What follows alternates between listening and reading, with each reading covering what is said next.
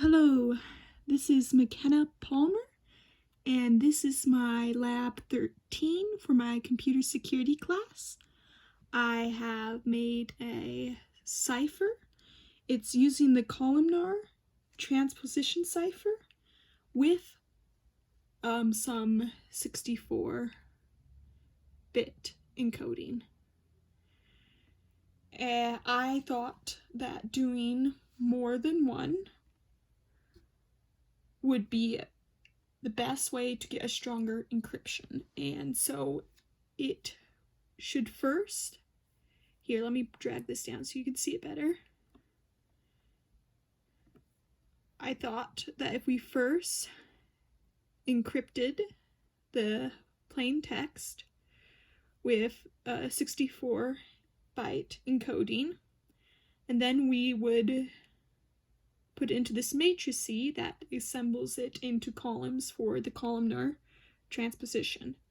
After that, it would be pretty well encrypted, so if they did somehow manage to decrypt it using one, they would be met with more gibberish, and so they would kind of assume, hey, I can't go any farther, or something like that.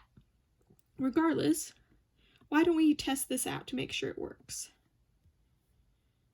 Okay, let's see, what's a good message? What if I just typed hidden message? Perfect. And my password, in this case, I'm going to make it longer than this because I have some safeguards put in so that it will still be able to work with a shorter password than a longer message, but for the first test, we're going to do a longer password. Or maybe actually it would be better to do a shorter password for the first test. So why don't we make our password hack? Oh, look at that. It printed my report.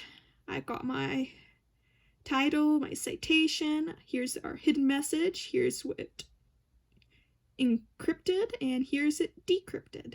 It came back perfectly. And here's all the pseudocoding for it too. Why don't we try that again, except this time let's do a shorter password with a long message and see if it still works. If I've done this right, it will pad the password with some more padding, so it will be able to decrypt it, and it will be able to, well, encrypt it and then decrypt it correctly. Okay, this time, why don't we try message, whoop,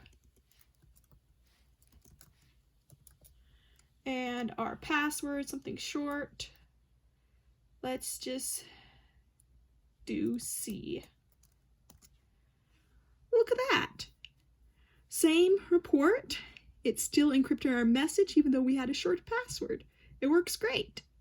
And that is my lab.